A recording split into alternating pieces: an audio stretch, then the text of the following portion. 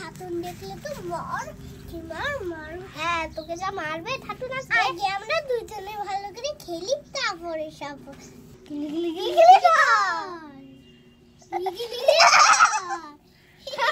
চালু হয়ে গেছে আমি তোর দিকে একটু গিয়ে বসি এই চল ভালো করে গোল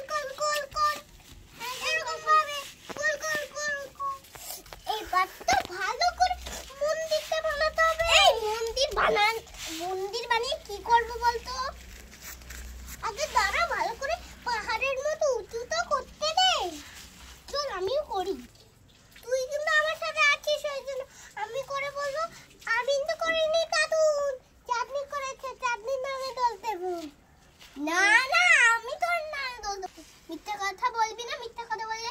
কি হয় জানিস মা মরে যায় আমিও জানি কিন্তু আমি তোর সাথে আসলে প্র্যাঙ্ক করছিলাম প্র্যাঙ্ক দাঁড়া মন্দিরটা বানানো শেষ তোর প্র্যাঙ্ক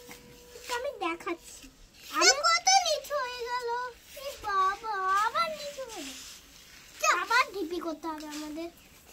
তাহলে মন্দিরটা হবে কি করে একটা ছোট মন্দির বানাবি না বড় মন্দির এই তুই চান করে সেরকম করছিস মামা সে দেখলে যা হবে না কিন্তু কিছু বল মন্দির তো হয়ে গেছে চল এবার গাছটা লাগিয়ে হ্যাঁ চল ওখানে এবার কত করি একটা তারপরে এটা লাগাই তো তুই আগে গাছ লাগাতে হয় আমাদের স্কুলে শিখিয়েছে গাছ লাগান প্রাণ বাঁচান একদম ঠিক বলেছিস কথা আমরা মন্দিরের সাথে একটা গাছও লাগিয়ে দিই চল ভালো করে মন্দিরই বানাতে পারছিস না একটি গাছ একটি প্রাণ একটিও গাছ না থাকলে আমরা নিজেদের অক্সিজেন নিতে পারবো না প্রাণ নিতে পারবো না আমি ফোনে দেখেছি তো একটা গাছ সবার অক্সিজেন বাদ দিয়ে সবার আমরা বলছি গাছ লাগান প্রাণ বাঁচান গাছ কেউ কাটবেন গাছ যদি কেটে দিন তাহলে আপনারা কোনোদিন আর ফিরতে পারবেন না আর গাছ লাগিয়ে আপনারা প্রাণ বাঁচান গাছ না লাগালে কিন্তু প্রাণও বাঁচা যাবে না আর অক্সিজেনও নেওয়া যাবে না আমরা সবাই মিলে তার হচ্ছে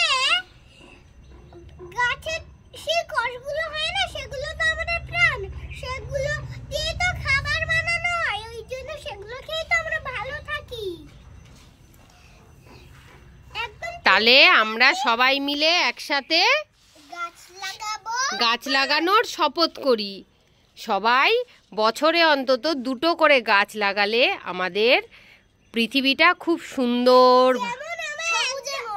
হ্যাঁ যেমন এতগুলো গাছ আমাদের ইয়েতে কত সুন্দর লাগছে এবার আমি মন্দিরটা পুরো সবুজে ঘেরা আছে এই দেখ